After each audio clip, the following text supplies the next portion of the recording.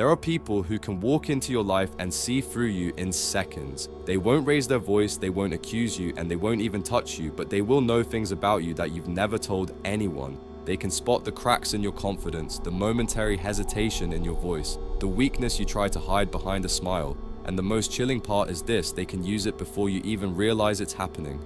Carl Jung called this one of the most dangerous psychological signs a human can possess. Not because it's violent, not because it's obvious, but because it's invisible, and by the time you feel its effects, it's already changed the way you think, decide, and trust. Jung named it hyperperception, the ability to notice what no one else sees, to sense unspoken truths, and to read people with such precision that it feels supernatural. But there's nothing mystical about it. It's pure human psychology sharpened into a weapon. In the next few minutes, I'm going to take you inside the mind of someone who has this ability. You will see exactly how they detect your fears before you say a word, how they can manipulate your decisions without you knowing, and why even the most self-aware people can still fall victim to it. This isn't theory, this is real. And by the end of this video, you will have the tools to spot and defend against it and make sure no one ever holds this kind of power over you again. So stay with me until the end, because the moment you understand how this works, you will never look at another conversation the same way again.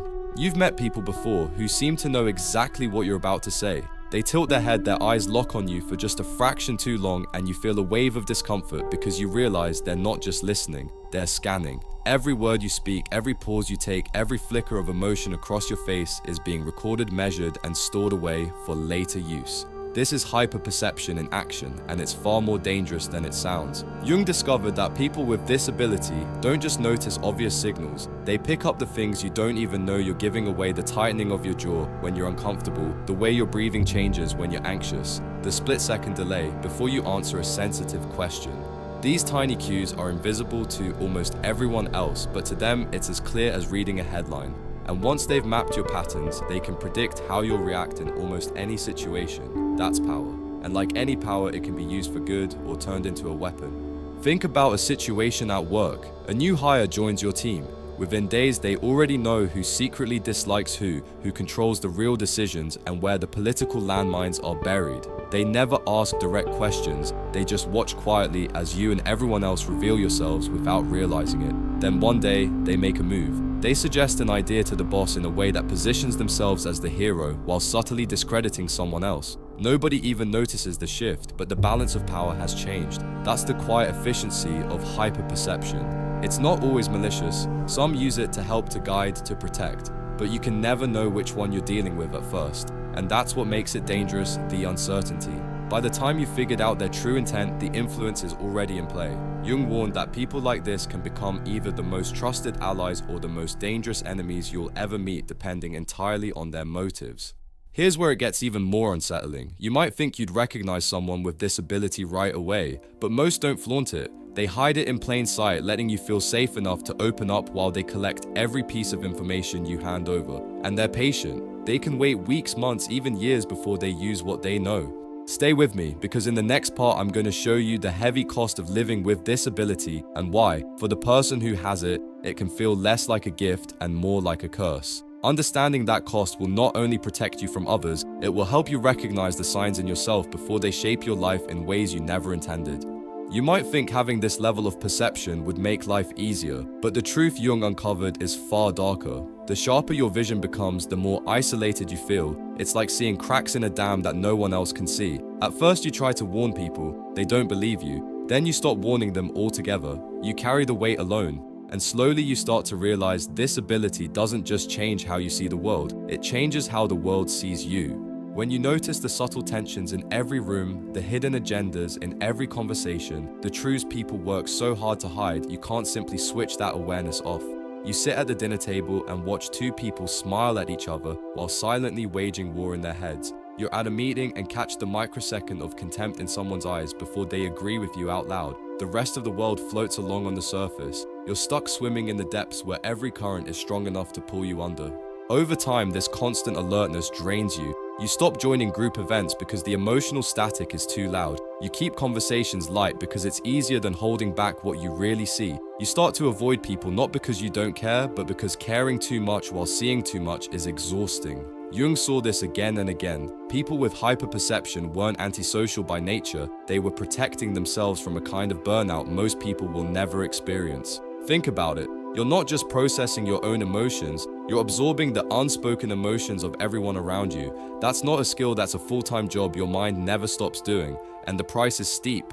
You lose the ability to trust as easily as you once did. Every interaction is filtered through what you've already detected, and that filter never truly clears. Even joy feels fragile, like it could crack under the weight of all the things you know but can't unsee. This is why the most perceptive people often seem detached. They aren't cold, they aren't unfeeling. They've simply built walls to survive the constant flood of signals. And here's where you need to pay attention. If you can recognize this pattern in someone else, you can predict how they will behave under pressure. You'll know whether their withdrawal means they're protecting themselves or preparing to act. Stay with me, because in the next part, I'll show you how some people take this crushing ability and transform it into a weapon of precision and influence. Jung called it integration. I call it the point where perception stops being a shield and becomes a sword. And once you see how it works, you'll never forget it. There's a turning point where hyperperception stops being a burden and becomes something far more powerful. Jung called it shadow integration, the moment you stop using your perception only to protect yourself and start using it to shape the world around you. This is where the game changes. Instead of drowning in all the signals you pick up, you learn to channel them. You decide when to read deeply and when to let things slide. And most importantly, you learn how to use what you see without letting it consume you. Shadow integration is not about pretending your darkness doesn't exist. It's about dragging it into the light and making it work for you. You recognize your own flaws, your own fears, your own capacity to manipulate, and by doing so, you stop being ruled by them. The irony is the moment you admit you're capable of the same hidden moves you see in others, you become less reactive to them. You can stand in a room full of hidden agendas and not flinch because you've made peace with the fact that every human being, including you, has a shadow. I once met a crisis negotiator who embodied this perfectly. He could read a person's state of mind in under 30 seconds, spot the emotional triggers, and predict their responses with uncanny accuracy. But what made him dangerous wasn't just that skill, it was the control he had over it. He didn't react to every flicker of tension, he waited. He chose his words like a surgeon choosing a scalpel. He could diffuse a situation without ever revealing how much he saw. That's what integration looks like. You're no longer a slave to what you perceive. You're the one deciding when and how to use it. But make no mistake, this stage is rare. Most people with hyperperception never get here. They either burn out or retreat completely. Those who integrate become a different breed entirely. They can manipulate a conversation without anyone realizing. They can anticipate moves before they happen. And they can protect themselves so well that you'll never see where their boundaries begin. Here's the truth you need to remember. Once someone reaches this stage, they're operating at a level most people will never detect, let alone counter. But if you understand the mechanics of integration, you can spot it. And once you spot it, you can protect yourself from being shaped by it. Stay with me, because in the next part, I'm going to show you exactly how to recognize the signs in others, even if they've mastered them, and how to know the difference between someone using this ability to help you and someone using it to control you. That distinction could save you from decisions you'll regret for the rest of your life. Once you know this ability exists, the next challenge is spotting it in others before they use it on you. This is where most people fail. Hyperperception is not like a flashy trick you can easily recognize. It's quiet, it's patient, and it's designed to blend in until it's too late. These people don't announce themselves. They don't force their way into your trust. They slip in unnoticed, making you feel seen, understood, and safe. That's the trap. They study you without ever making it obvious. Every story you tell, every way you phrase your sentences, every shift in your tone, they collect it all. And they don't rush to use what they know. They wait. They let you reveal more until they can predict exactly how you'll respond in any situation. By the time you realize they've mapped your emotional landscape, they've already positioned themselves where they want to be.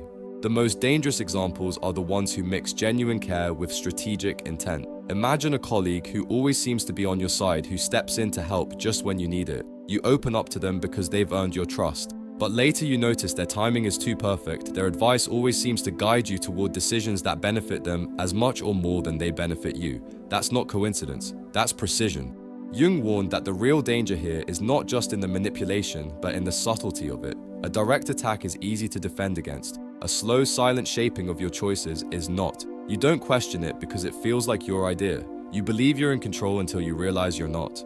So how do you spot it? Watch for patterns. Do they remember small details you barely mentioned? Do they steer conversations toward revealing more about you while giving little about themselves? Do they adapt their personality seamlessly to match whoever they're speaking to? If the answer is yes more than once, you may be dealing with someone who's not just listening but studying.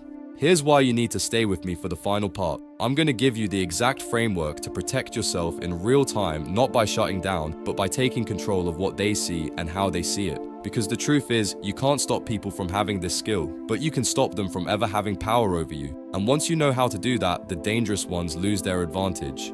The final and most important step is not to fear hyperperception, but to take away its power over you. Jung believed that awareness without action is useless. It's one thing to recognize someone can read you, it's another to remain unshaken when they do. The key is control. Control over your emotional output, control over your pace, control over the story you let the world see. Every gesture you make, every micro expression, every hesitation is data. When you slow down, breathe deeply, and respond with intention instead of impulse, you instantly disrupt the rhythm of anyone trying to read you. Hyperperception thrives on speed. It works best when you speak freely, react quickly, and give away more than you realize. The moment you start pacing your words, holding your pauses, and keeping your tone steady, you force them to work harder. And when they have to work harder, they reveal themselves. This is where conscious framing becomes your best weapon. Before you walk into any conversation where stakes are high, decide exactly what version of yourself you want to project. If you want to project calm authority, anchor yourself in your breathing and let silence work for you. If you want to project curiosity without vulnerability, ask more questions than you answer. The point is to be intentional, so they're reading the version you choose, not the raw, unfiltered version that leaves you exposed. I once saw this play out in a high-pressure business negotiation. One side was notorious for reading body language and using it to push the other party into concessions. The other side came prepared.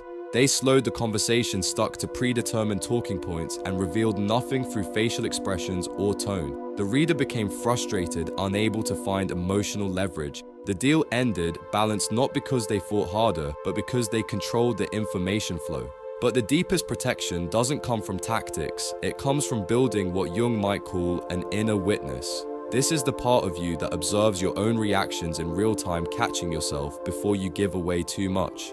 When you feel the urge to rush, the witness is what reminds you to stay still. When you want to fill a silence, the witness lets the silence breathe. Over time, this discipline makes you unshakable.